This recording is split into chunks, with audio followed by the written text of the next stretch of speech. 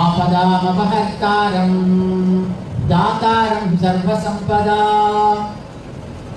లోకాభిరామం శ్రీరామం భూయో భూయో నమామ్యహం. మనోజవం మారుతతుల్యవేగం జితేంద్రియం బుద్ధిమతాం వరిష్టం ద్వాతాత్మజం వానరయూధముఖ్యం శ్రీరామదూతం శిరసా నమామి. बोल सीतारामचंद्र महाराज की, पवन सुत हनुमान की, रामानुज स्वामी जी महाराज की, समस्त भक्त वृंद की. प्रिय भगवत बंधुलारा, कृष्णा जिल्ला पाल సేకరణ సంఘం సభ్యులు వారందరినీ మీ క్షేమ కారకులుగా తీర్చిదిద్దేటటువంటి ఆంజనేయుల గారికి, వారి కుటుంబాలకి అనేక మంగళ శాసనాలు చేస్తున్నాం. మీరందరూ మన జిల్లా ఈ భూమి యొక్క పోషణ, ఈ భూమి యొక్క పవిత్రతని, ఈ భూమాతతో పాటు భూమి యొక్క పవిత్రతని పరిరక్షించే ఒక బాధ్యతలో మీ జీవితాన్ని కొనసాగిస్తుంటే దానినే ఒక పవిత్రమైన యజ్ఞంగా భావించి మీ అందరికీ మీరు యజ్ఞంలో మంచి ప్రగతి, అది దేశంలో ఎవ్వరూ సాధించినంతగా మిమ్మల్ని చేయాలి అని ఒక సుస్థిరమైనటువంటి సంకల్పంతో మన ఆంజనేయులు గారు అహర్నిశలు ఆలోచిస్తూ ఇక్కడ ఆంజనేయ స్వామి వారిని తీసుకొచ్చారు. ఈవేళ ఆంజనేయ స్వామి సీతారామ లక్ష్మణులని తన భుజాల మోస్తూ మీ ప్రాంగణంలోకి దిగాడు. సాధారణంగా ఆంజనేయ స్వామి విడిగా ఉంటాడు, రామ లక్ష్మణ సీతలు విడిగా ఉంటారు. మా భద్రాచలంలో కూడా విడిగానే ఉన్నాడు. కానీ ఇక్కడ మన ఫ్యాక్టరీలో రామ లక్ష్మణ సీతమ్మలని తన భుజాల మీద సతతము మోస్తూ స్వామి ఇక్కడికి ఇలా వచ్చిన స్వరూపం ఇది రెండవది. గతంలో మన ఉత్తర భారతంలో ఋషికేశమని గంగా తీరంలో అక్కడ ఒక మన మఠం ఉంది. దాంట్లో స్వామి ఆంజనేయ స్వామి ఇదే ఆకృతిలో అక్కడ భక్తులకి నా కళలో సాక్షాత్కరించి నేను ఇలా ఉండాలనుకుంటున్నా అని అక్కడికి వచ్చాడు. అదే రూపంలో స్వామి ఉంది ఈవేళ ఇక్కడ మన పాల ఫ్యాక్టరీ వచ్చాడు. ఆయన రాముని లక్ష్మణ స్వామిని మోయడం ఆంజనేయ స్వామిని మొదటిసారి చూసినప్పటి నుంచి అలవాటు.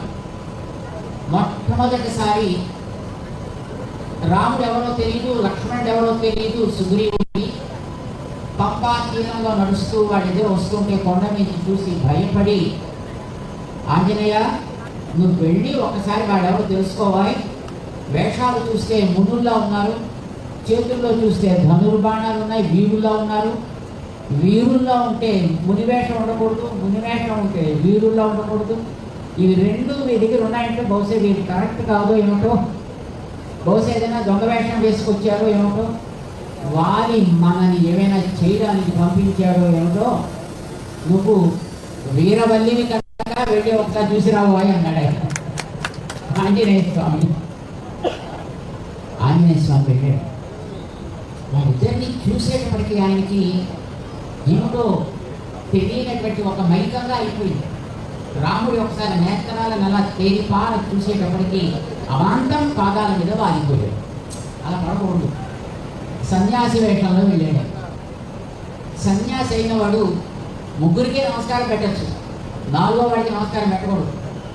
ఎవరెవరికి పెట్టచ్చు? శరీరాన్ని ఇచ్చిన అమ్మకి పెట్టచ్చు, నామకలేదు.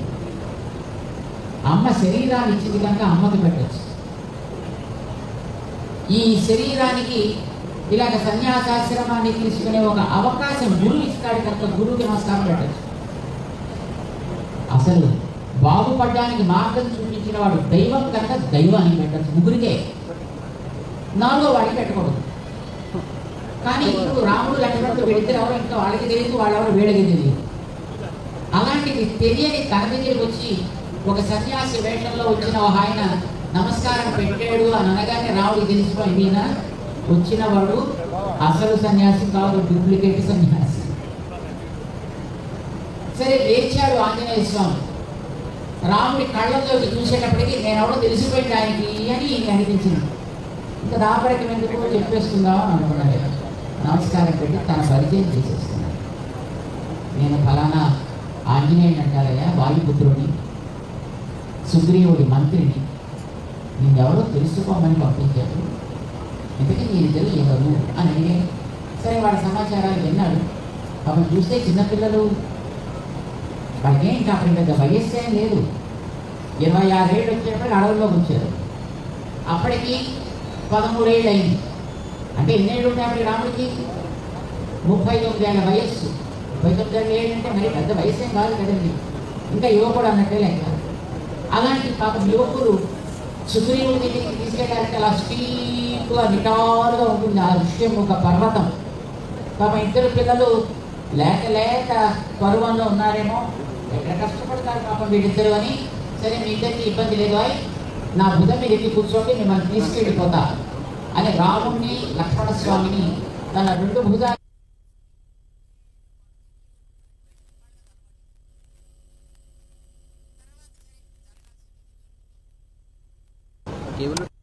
చాలా కాలం తర్వాత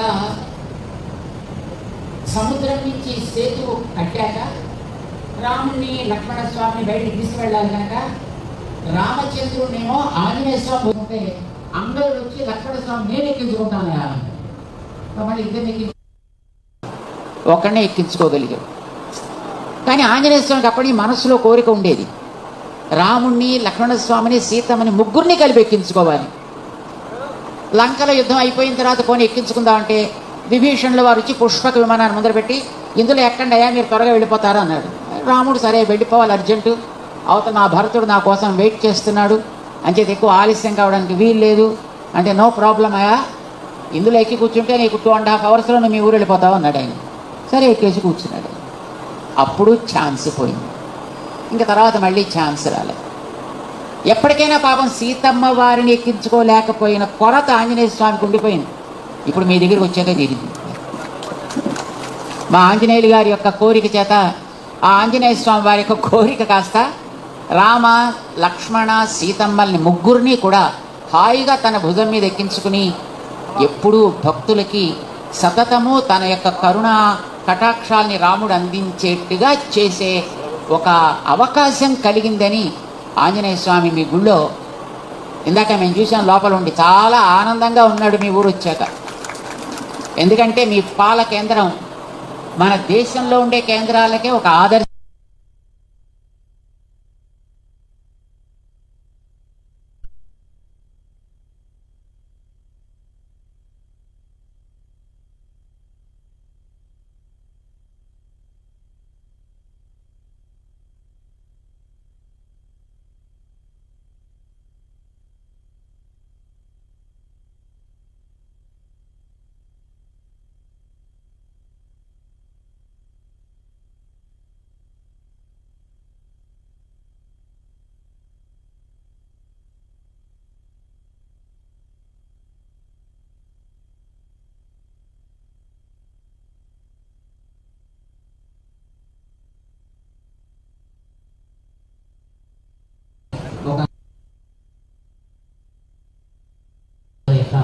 ఈ కేంద్రాన్ని.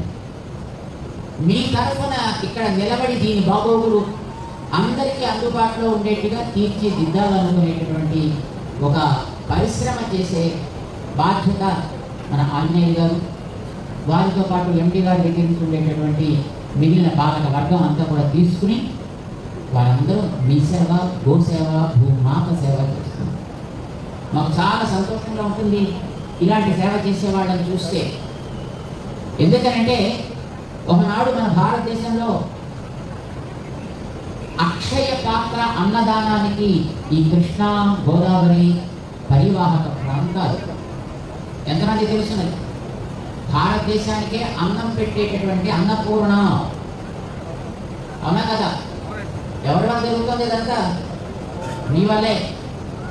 కానీ అది ఈవేళ మెల్లిమెల్లిగా కొంచెం 2వ నెంబర్లోకి 3వ నెంబర్లోకి దిగజారుతోంది. అలా దిగజారడానికి వీల్లేదు.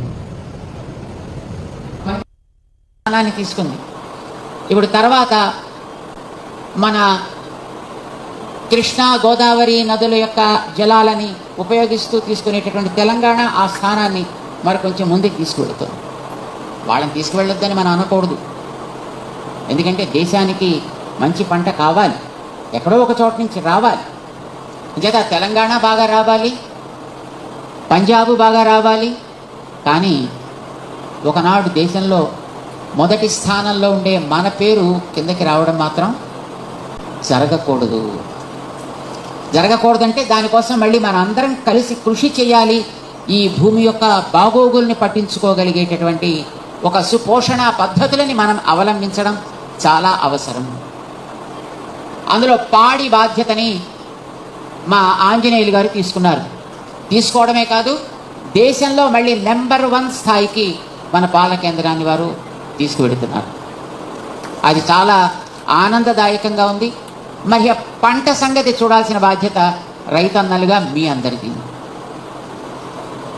ఏం చేయాలి? మంచి పంట పండించాలి, సారవంతమైన పంట పండించాలి. అధికమైనటువంటి దిగుబడులు రావాలన్న మాట వాస్తవం. కానీ అధిక దిగుబడుల కోసం ఆ వస్తువులో ఉండేటటువంటి సారం తగ్గిపోకూడదు. దాంట్లో మనకి ఏదో రోగకారకాలుగా ఉండేటటువంటి ఎరువుల్ని ఊరికి అధికంగా వాడి దాన్ని చేసేటటువంటి స్థితిలోంచి మళ్ళీ సహజమైనటువంటి ఎరువుల్ని వాడి నేల సారాన్ని పెంచి, పంట సారాన్ని పెంచి, అది తినే వ్యక్తులలో ఉండేటటువంటి సత్తాని కూడా పెంచగలిగే స్థితిలోకి రైతన్నలందరూ కూడా రావాలి అనేది మా ఆశ. ఇది మంచిదే అని మేము అనుకుంటున్నాం. మీరంతా ఏమంటారు? మంచిదేనా కదా ఇలా కోరుకోవడం? అమ్మా గట్టిగా ఎవరు చెప్పట్లా? మరి దానికోసం కృషి చేద్దామా?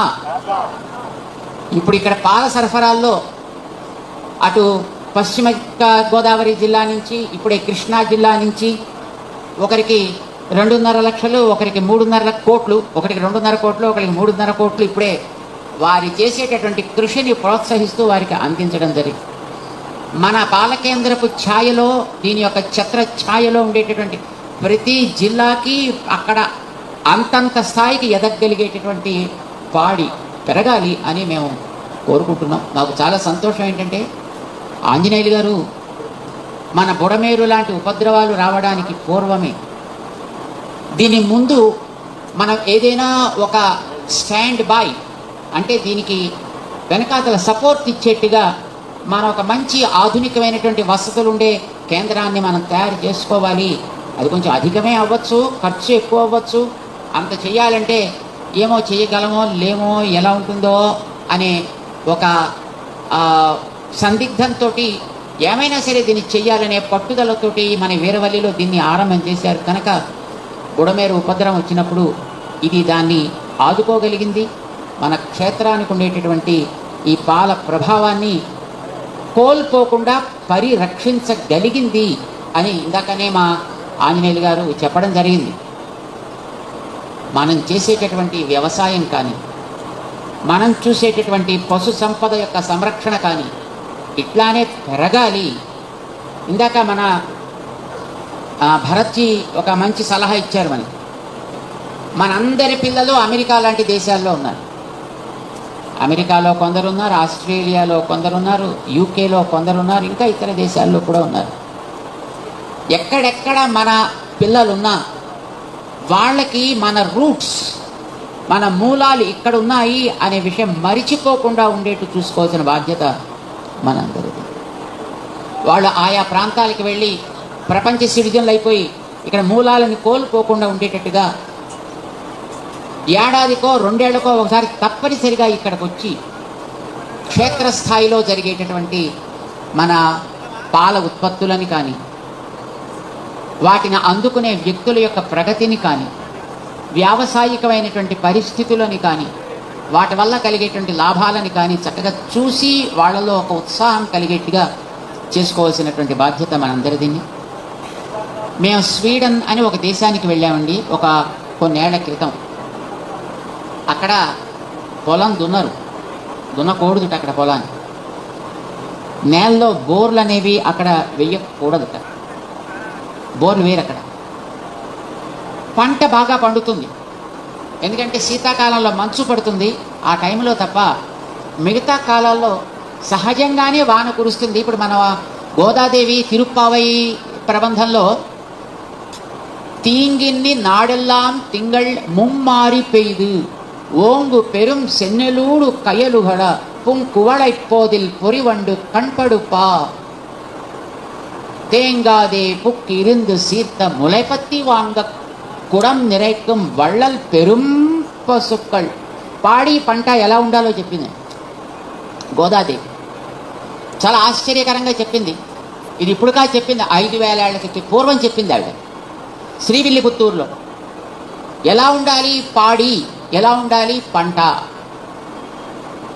పంట ఎలా ఉండాలట అంటే మంచి ఎర్రధాన్యపు కంకులు, అది వేసినటువంటి మనం ఇలా గుత్తులుగా వేస్తాం కదా, అది ఒక్కొక్కటి ఇంత పొదలుగా పెరిగి వామనుడు త్రివిక్రముడై పెరిగినట్టుగా అంతంత ఎత్తు ఎదిగి వాటి మధ్యలో నీరు ప్రవహిస్తూ ఆ నీళ్ల యొక్క సమృద్ధి చేత దాంట్లో చేపలు చేరి అవి ఆనందంగా ఇటు అటు ఎగురుతూ త్రుళ్ళుతూ ఉంటే, ఆనాడు త్రివిక్రముడు లోకాలన్నీ కొలిచినప్పుడు స్వామి యొక్క వైభవాన్ని చూసి దేవతలంతా ఎలా గెంతులు వేశారో అట్లా పెరిగేటటువంటి ఆ కంకుల యొక్క ప్రభావాన్ని చూసి ఎర్రధాన్యం అని చెప్పింది మా గోదాదేవి. ఆ ధాన్యపు కంకుల మధ్య తిరిగే చేపలన్నీ కూడా అప్పటి దేవతల్లాగా అదిరించిటూ ఇట్టించి అటు ఎగురుతుంటే, ఎందుకంటే మధ్యలో ఆ కంకుల పొదల యొక్క మధ్యలో వెళ్ళేటటువంటి దారి లేక ఎగురుతాయి, వాటిపై నుంచి ఇటుపై నుంచి అటు, అటుపై నుంచి ఇటు. అలా ఎగురుతుంటే ఇవి గాలికి ఈ కంకులు ఇటు అటు ఊగుతుంటాయి. పొలం యొక్క సమృద్ధి, నేల యొక్క సమృద్ధి తెలిపేటట్టుగా అందులోంచి కలువ పువ్వులు, తామర పువ్వులు చక్కగా పైకి వస్తాయి. అవి తేనెలు ఊరుతుంటాయి. ఆ ఊరే తేనెలని ఆస్వాదించడానికి అందులో గండు తుమ్మెదలు వచ్చి చేరతాయి. ఆ గండు తుమ్మెదలు రాజకుమారులు ఇలా ఊగేటటువంటి ఊయల్లో పడుకున్న అందమైనటువంటి సంపన్న బిడ్డల్లాగా ఈ తేనెటీగలు ఆ తేనెలు తాగుతూ దాంట్లో ఇటు అటు స్ప్రింగ్ కార్ట్ మీద ఊగుతున్నట్టుగా అవి ఊగుతూ ఉండేట్టుగా మన పంటలు ఉండాలి, మన క్షేత్రాల సమృద్ధి ఉండాలి అని చెప్పింది ఆవేళ. 5000 ఏళ్ల క్రితం చెప్పింది ఆవిడ ఈ మాట. ఇక పాల సమృద్ధి ఎట్లా ఉండాలి అంటే పశువులన్నీ మంచి కేటగిరీకి చెందినవి కావాలి. మరి అలాంటి మీరు ఏమైనా అనుకుంటారేమో నాకు తెలియదు.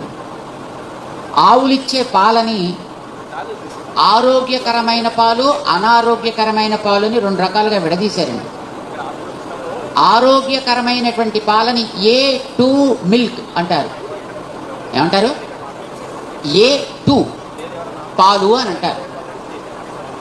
అనారోగ్యకరంగా ఉండేటటువంటి ఏ పశువు ఇచ్చినా, ఏ జంతువు ఇచ్చినా వచ్చే పాలని A2 మిల్క్ అంటారు. అంటే అది పెద్ద ఆరోగ్యకరం కాదు, అది కూడా పాలే. A2 A1 అంటారు. మామూలుగా 1 అంటే మనం గొప్పది అనుకుంటాను, 2 అంటే 2 అని కాదు. మామూలు పాలని A1 మిల్క్ అంటారు. ఆరోగ్యకరంగా ఉండేటువంటి మిల్క్ని, వైద్యపరంగా కూడా ఉపయోగపడేటటువంటి మిల్క్ని A2 మిల్క్ అని అంటారు.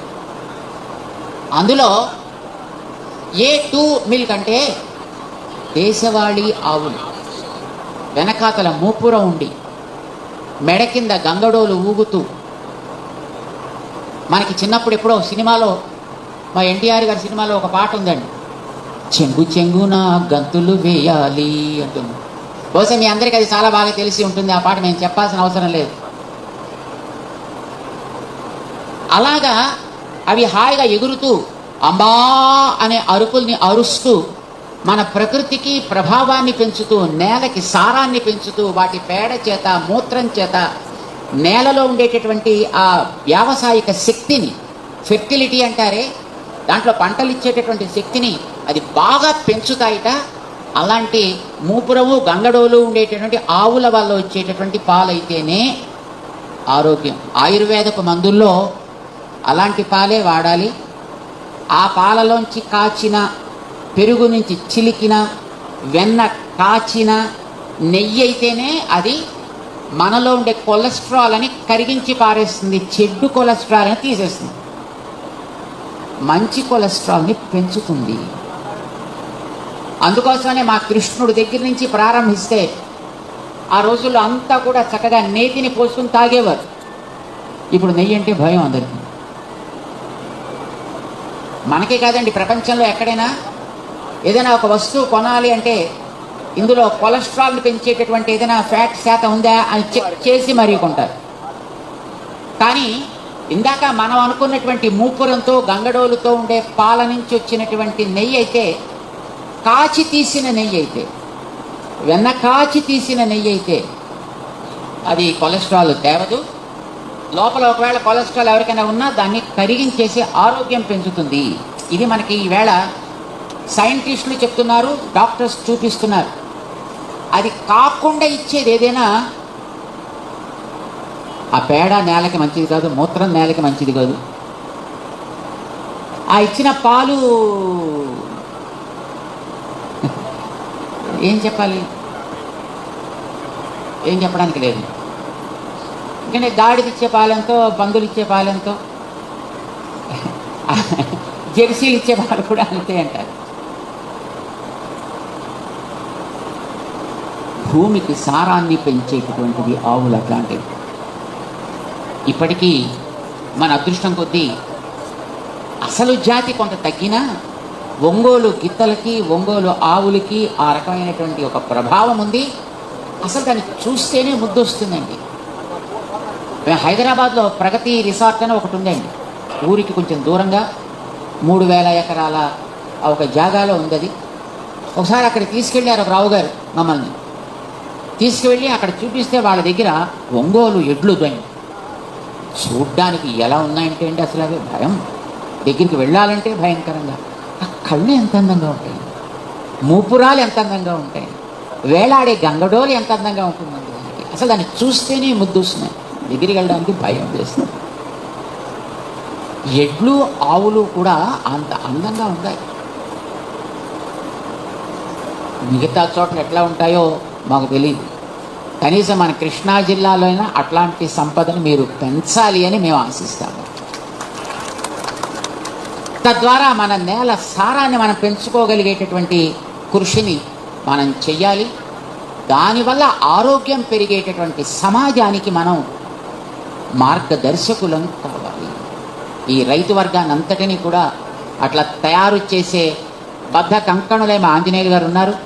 వాళ్ళకి కావాల్సిన ప్రోత్సాహం ఇవ్వడానికి, దానికి కావలసినటువంటి కృషి ఏది అవసరమైతే అదల్లా చేయడానికి వారు, వారితో పాటు ఉండే మన పాలకవర్గ సభ్యులు, దీనికి ఆఫీస్ నిర్వాహకులైన ఎండీ గారు లాంటి వాళ్ళంతా కూడా దీనికి కట్టుబడి ఉన్నటువంటి వ్యక్తులు. మాకు అది చాలా ఆనందం. వారందరూ కూడా ఒక మాట మీద ఉండి మధ్యలో ఏ రకమైనటువంటి పొరపచ్చాలు లేకుండా ఒకటే లక్ష్యం, ఒకటే గోల్. వారందరికీ మన ఈ కృష్ణా జిల్లా పాల ఉత్పత్తిని మనం మరింత అధికంగా పెంచాలి, ఇక్కడ సమృద్ధిని మరింత ఆరోగ్యవంతంగా తీర్చిదిద్దాలి, దేశానికి ఆదర్శవంతంగా దీన్ని తయారు చేయాలి. ఇదే లక్ష్యం మీకు పంటల విషయంలో కూడా ఉండాలి అని మేము ఆశిస్తాం. మనకి ఇందాక మా ఆంజనేయులు గారు చెప్పినట్టుగా మనకి ఏదైనా ఒకవేళ ఇబ్బందులు వస్తాయి అని అనుకుంటే మన ఆంజనేయ స్వామి మన కోసం అక్కడ రక్షకుడుగా ఎప్పుడు ఉంటాడు. ఆయన మూపు మీద మా రామచంద్ర స్వామి అక్కడెప్పుడు కూడా మన కోసం సంరక్షకుడై 2 చేతులు కాదు 4 చేతులతోటి నేను కాపాడటానికి రెడీగా ఉన్నాను సుమా అని మా భద్రాచలం రామచంద్రుడి యొక్క స్వరూపాన్ని ధరించి రామచంద్రుడు సీతమ్మ లక్ష్మణులతో పాటు ఆ ఆంజనేయ స్వామి ఇక్కడికి మన దగ్గర ఉండేట్టుగా తీసుకుని వచ్చి మన మధ్య ఆయన ఈవేళ ప్రతిష్ఠితుడయ్యాడు. ఈ స్వామిని ఈవేళ ఈ ప్రతిష్ఠా కార్యక్రమాన్ని చూడాలి, మీ అందరితో పాటు మీ అందరి ప్రగతిని ఆశించే మన కమిటీ పాలకవర్గంతో పాటు మేము కూడా ఈ ఉత్సవంలో పాల్గొవాలి అని నిన్నటి పొద్దున్న మేము న్యూజిలాండ్లో ఉన్నాం. న్యూజిలాండ్ అంటే ఆస్ట్రేలియా దాటిన తర్వాత ఉంది. ఇంకా దక్షిణ ధ్రువానికి దగ్గరగా ఉండేటటువంటి ఒక దేశం, చిన్న దేశం. అక్కడ ఉన్నా నిన్న పొద్దున్న. అక్కడి నుంచి నిన్న పొద్దున్న 7ంటికి బయలుదేరాం. ఇవాళకి మీ దగ్గరికి చేరగలిగాం. వాళ్ళు తెల్లారగట్టే వచ్చాం మేము పొద్దున 3:30-4ంటికి. చాలా సంతోషంగా ఉంది. ఇంత దూరం ప్రయాణం చేసి వచ్చామే అని మాకేం అలుపేం రావటం లేదు. మీ అందరి ముఖాలను చూస్తుంటే, మీ అందరి ఆనందాన్ని చూస్తుంటే, ముఖ్యంగా మా పాలక వర్గం యొక్క, మా ఆంజనేయులు గారి యొక్క ఉత్సాహాన్ని, వారికి ఉండేటటువంటి ఆ పట్టుదలని చూస్తే మాకు ఇవేవి ఈ శారీరకమైనటువంటి శ్రమ మాకేం పెద్ద శ్రమ అని అనిపించటం లేదు. మీరు పడేటటువంటి ఆ తపన ముందర మాది చాలా కొద్దిపాటి. మా భద్రాచలం నుంచి మా మురళీకృష్ణమాచార్యులు గారు ఆ రామచంద్రుడి అక్షతలని ఆశీర్వచనాలని కూడా తీసుకొచ్చి మీ అందరికీ కూడా ఇవ్వాలి అని మీ అందరి తరఫున మన ఆంజనేయులు గారికి దాన్ని అందజేశారు. రామచంద్రుడికి ఈవేళ పట్టాభిషేకం కూడా జరిగింది. స్వామి యొక్క ప్రతిష్ట అనంతరం అక్కడ అందరి కోసం ఈ రామచంద్రుడికి అక్షతల్ని కూడా అట్టే పెడతారు. కళ్యాణ అక్షతలు ఉన్నాయి, భద్రాద్రి రామచంద్రుడి దగ్గర నుంచి వచ్చినటువంటి అక్షతలు కూడా ఉన్నాయి.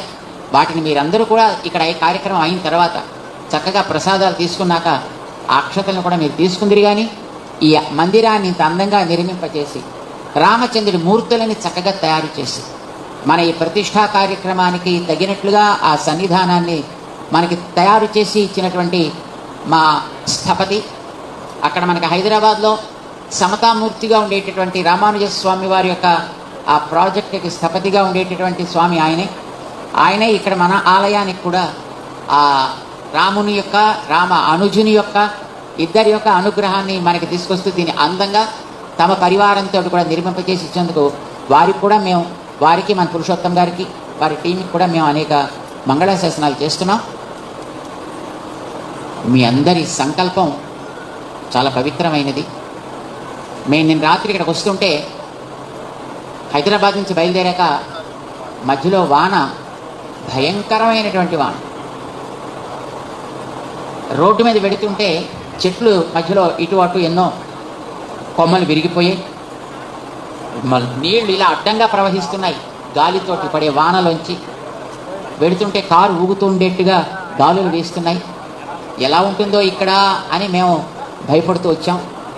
కానీ మన ప్రాంగణంలోకి వచ్చేటప్పటికి నీటి చుక్కలేదు. చక్కగా ప్రశాంతంగా కార్యక్రమాన్ని చేసుకునేట్టుగా మీరందరి యొక్క సంకల్పం అంటే అది చేసుకునే వ్యక్తుల యొక్క సంకల్పాన్ని బట్టి ఉంటుంది. ఈ భూమి మీద అన్నీ మనం తయారు చేసుకోగలుగుతాం, కానీ వాన ఎండ లాంటివి మనం తయారు చేసుకోగలిగినవి కావు.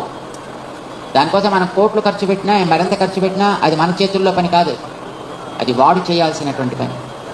దండి గుప్తా గారు, మనందరి మీద ఆ భగవంతుడి యొక్క దయ పరిపూర్ణంగా ఉంది కనుక ఇక ముందుకి ధైర్యంగా అడుగు వేస్తూ మన జిల్లాని మన దేశంలోనే అన్నపూర్ణగా మరొకసారి తీర్చిదిద్దవలసినటువంటి బాధ్యతకి మీరందరూ కూడా నాంది పలుకుతారని ఆశిస్తూ మీ అందరికీ, మన మేనేజింగ్ కమిటీ సభ్యులందరికీ, మా ఆంజనేయులు గారి కుటుంబానికి అందరికీ కూడా మేము అనేక మంగళాశాసనాలు చేస్తున్నాం. ఇలాంటి కార్యక్రమానికి మన శ్రీమాన్ భరత్జీ వారు కూడా ఈ కార్యక్రమంలో పాల్గొని దీని యొక్క శోభని మరింత ఇనుమడింపజేశారు. మా రామానుజ ప్రాజెక్ట్ యొక్క చైర్మన్గా ఉండేటటువంటి శ్రీమాన్ రమేష్ గుప్తా గారు కూడా మధ్యలో కొంచెం దూరం వెళ్ళినా మళ్ళీ వెనక్కి తిరిగి వచ్చే మన మధ్య వారు మళ్ళీ ఇక్కడికి రాగలిగినందుకు వారికి కూడా మేము అనేక మంగళాశాసనాలు చేస్తున్నాం. జై శ్రీమన్నారాయణ, జై శ్రీమన్నారాయణ.